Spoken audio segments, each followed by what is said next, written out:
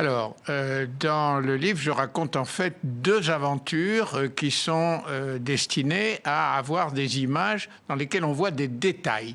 Parce que vous citiez Galilée tout à l'heure, eh bien entre 1609 et les années 1970, 80 en gros, eh bien les photographies, les images du ciel étaient toujours aussi floues.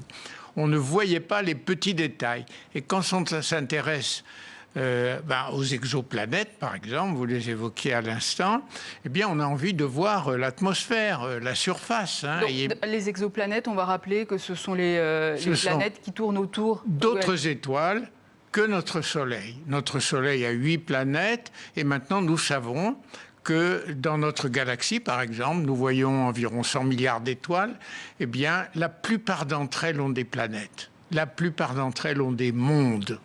Alors, quelles sont les plus grandes découvertes que vous avez fait, ou le monde a fait depuis le début de votre carrière dans les années 60 ? Mais écoutez, vous évoquiez les trous noirs, c'est certainement des objets extraordinaires, c'est-à-dire une concentration de matière extrêmement intense, qui évidemment attire toute la matière qui est autour d'elle, et qui représente, c'est un peu la conclusion de mon livre d'ailleurs, la fin de tout ce qu'on est capable d'imaginer, puisque la matière s'y retrouve dans des états de compression, de température que la physique même ne sait pas imaginer. Est-ce que la fin du monde résiderait, selon vous, non, pas du tout, pas du tout. Il y a des trous noirs qui se promènent dans la galaxie. Aucun risque pour nous d'être avalés par un trou noir, mais c'est tout de même des objets qui intéressent beaucoup les physiciens et qu'on connaît depuis en gros une quarantaine d'années, et que la lutte contre le flou, avec des télescopes capables de regarder les détails autour de ces objets, ou comme Dante le disait à l'entrée de l'enfer, vous qui entrez ici perdez toute espérance. Vous voyez, c'est des objets tout à fait peu sympathiques, mais intéressants.